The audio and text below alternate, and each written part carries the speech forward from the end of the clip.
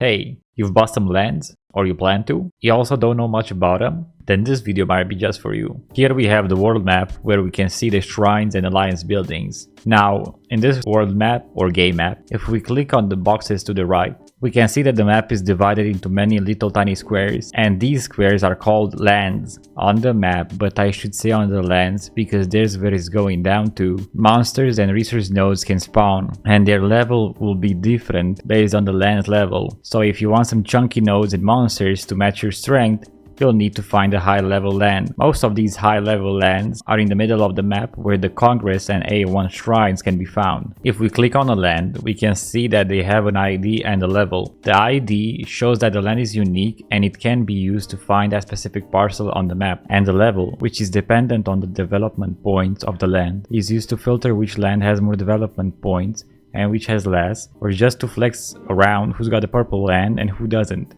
Before I explain what development points are, there's one more thing that depends on it. There's the DAI rewards or dividends, which is the main reason people actually buy these NFTs. Currently 10% of the net amount of in-app purchases made in the game goes in a pool, and based on how many development points your lands have compared to the rest of the development points overall out there, you'll receive a share or a part of the 10%. Alright, so if you have 50 dev points in total, and there are 50 other dev points spread around other players, you'll receive 50% from that 10%. Just to finish briefing the land perks, there's one more thing. 5% of the resources gathered on the land goes in the land, not the owner. Yes, the owner can choose to claim those resources to his castle, but he can leave them in the land to add more value to it. The same rule applies to the DAI rewards, if they are unclaimed. I hope that summarizes the lands in game. Just as a player, you got more interest in the first part. Where should you be placing your castle as you level up? As an investor, you are more curious about the second part. Breaking news, not really, but in case you didn't know, DAI rewards will be replaced with LOKA token rewards. We don't know much about the token and how it's gonna work, but when we will, I'll cover it. Back to the lands. Monsters and nodes depend on the land levels. Land levels and DAI rewards depend on development points. What is a development point? This is just a number or some sort of a score for players to understand how many development points are needed to level up a land. How do we get development points? If your castle is on a land that's owned by you or someone else, spending crystals and gathering resources will add development points to that land. If your castle is on a land that's not owned, you cannot do anything to change it. If I'm wrong, let me know, but you cannot add or modify that until it's gonna be sold. In order to understand how to add development points to a land, here we have the Medium post related to the Land 2.0 update. For every 5 crystals consumed, 1 dev point is added to the land your castle is sitting on, and 0.125 dev points to the adjacent lands. These 5 crystals must be consumed. I believe it doesn't matter where you consume those crystals, whether it's the VIP shop, caravan, or the CVC bingo. In case you are incapable of placing your castle on your land, or you just don't want to, you have this really cool feature where you can set one of your lands as a main land, and after doing so, any other crystal consuming or spending will be directed or sent towards the main land you set. Okay, second one. 1 dev point equals 50,000 resources gathered on the land. It's simple as it sounds. If your land has a resource node on it and you gather it, for every 50k 1 dev point will be added to the land the resource node was sitting on. About the monsters killed on the land, I believe you still gotta use the crystals that you've received from the monsters. So with this one, we kinda go back to the crystal consuming. And about the crystal mines, I believe it's a 1-to-1 ratio. So if you have a crystal mine on the land with 50 crystals, I guess if it's being gathered, it will add 10 dev points. Okay, so that's how you add dev points. Lands. There's a lot of them. In total, there are 65,536 lands on the map, based on some Medium posts I found, where only 6.5% of them have been sold. Right now, lands can be purchased only from other players or just people who own these NFTs. About official sales, there will be one next year, we just don't know the exact day or month. Well, that was wild. I did that so you can pay attention. These NFTs are only on ETH, and some dumbasses tried to buy them on Polygon. Be sure that the NFT collection mentions verified.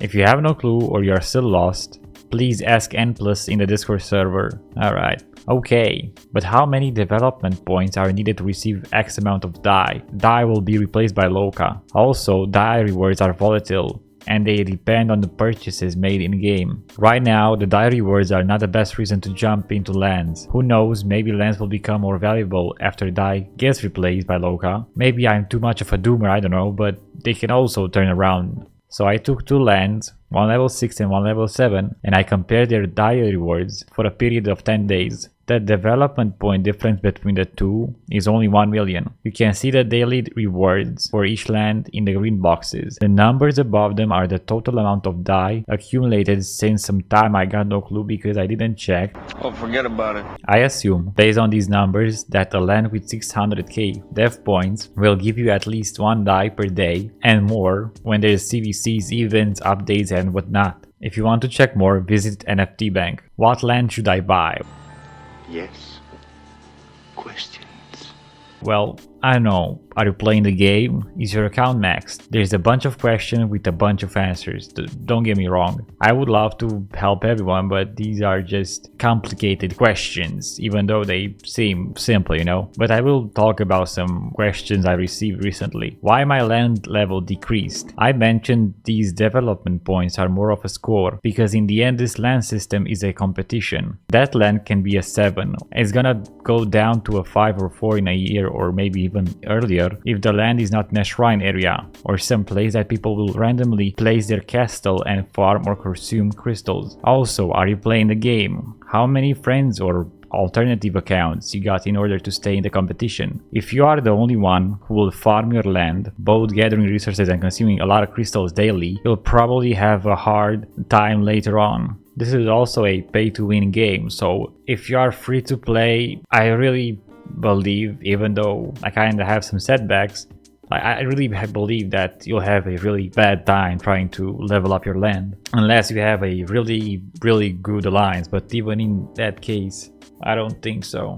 So I really don't know, depends on the account you have. Like, can gather resources really fast and you can kill big mobs. Probably then you are able to sustain your land. Let's say you have a level 5 or 6, I don't know.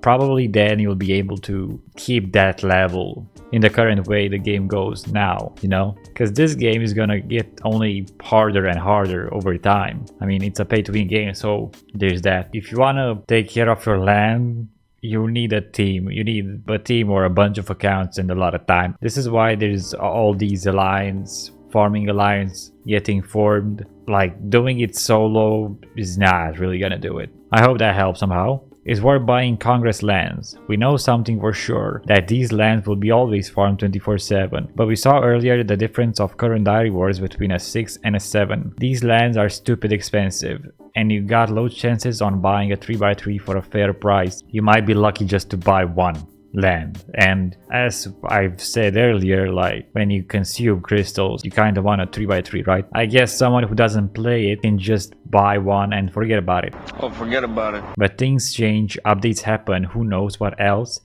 So don't buy it because I said so. The Congress lands are OP, but they're also like really expensive, you know? With half of that price, can get the same amount of dev points or even more in a 3x3. Yeah, I don't know. Congress lands are cool, I guess, but they're just not. Like, I know they're stupid expensive.